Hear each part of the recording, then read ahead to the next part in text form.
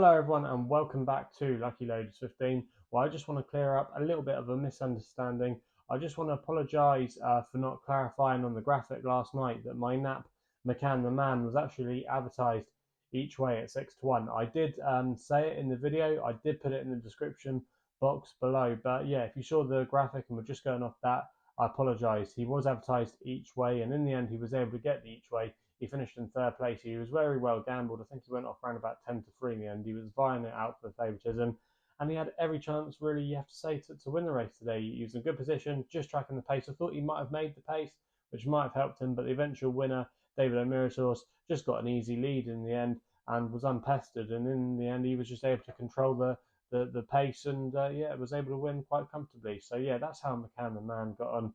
But, yeah, hopefully we can do better for you tomorrow. And like I said at the top of the video, I've got 3 selections for tomorrow's racing, and we're going to be going to Chester for the first one of them, where we're going to be going to the 340 with a horse called Ever Given for Daniel Tudhope and Hugo Palmer, who's now taken over Manor House Stables, which is local to Chester, previously obviously with Tom Dascombe. So you want to take note of Hugo Palmer runners at Chester. They'll obviously like to target winners there, being their local track. But yeah, this horse Ever Given was previously with Tom Dascombe, but did very well last season as a juvenile. Progressed very well, ran in some very good races. He finished 4th in a listed race at York. He won at Glorious Goodwood. He won the Big Sales race at the Ebor meeting. He did very well in a lot of big races last year, and he's actually got a pedigree to do slightly better than a juvenile. He's by Cody Bear, and Cody Bear is a sire that's not been long in the game, but it looks like his progeny are training on. You've got Go Bears Go. You've got a few other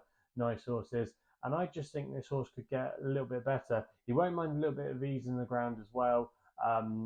If the rain does come, there could be a few showers around tonight into tomorrow morning. He won on soft on debut at Ripon last year, so I don't think that'll phase him at all. He's got a good draw to help him as well, still 4. You don't want to be drawn too wide.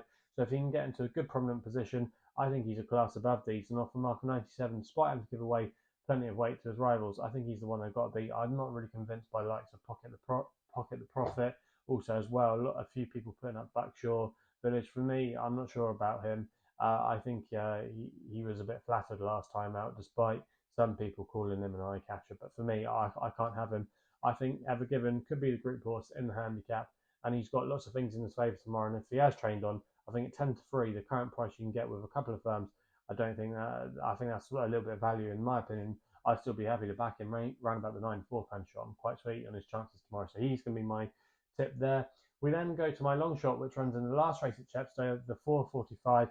I quite like the chances here of Ostilio for Luke Morris and Phil McEntee. Currently available 28 to 1 with SkyBet, who are paying 4 places on this race. I'm going to recommend a 0.5 each way selection here.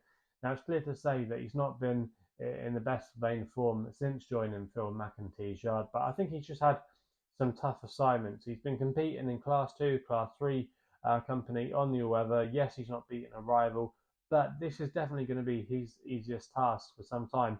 Probably you have to say since he last won on the all-weather at Lingfield in Claiming Company. Yes, that was in Claiming Company, and he was previously trained by Archie Watson, and this is a little bit of a different kettle of fish. But I think on his day, he is still got the potential to be a classy horse. He's down to a mark of 84, which is definitely workable for him. He's got a good draw, and Luke Morris does quite well when riding for Phil McEntee. I think he's normally trying, or the horse is well fancied anyway if they book Luke Morris. He's got a good record. I think he's 10 from 70, and if you backed him all blind, you'd be slightly up to £1 stake. He's also as well made the frame on quite a few occasions. So I do think this horse has got a good chance. He's still one tomorrow. If he can get into a good position, just off the pace maybe, I think he's got a really good chance of outrunning his odds. And I didn't think this was a particularly strong race for the grade. And it wouldn't take much for him to bounce back as well, and he won't mind a little bit of ease and condition. So for me, he's going to be my long shot of the day. I know he's been a bit of a wise guy horse, but I still think there could be life in the old boy yet. So he's going to be my long shot of the day. We then go to the next best, which runs in the last race at Kempton, the 8:30. Not a particularly original selection here. Carlos Felix for Ryan Sexton, claiming 7. He's running for Phil Kirby here. I think Ryan Sexton is definitely going to be a claiming jockey you want to be keeping on side this season. Been quite impressive with him so far. And this horse has been knocking on the door of late in better races, arguably. They've been over a mile and a half, and last time he was doing his best work late on, suggesting that maybe the trip up to 2 miles could suit him tomorrow. There could be a good bit of pace in here as well, which I just think will settle him. He's very well handicapped on some of his old form, and with the £7 claim, I think he should be winning this race if he still retains any near his ability to what he was doing last year when he was previously trained by the likes of Dave Simcock. I think he's got a cracking chance tomorrow.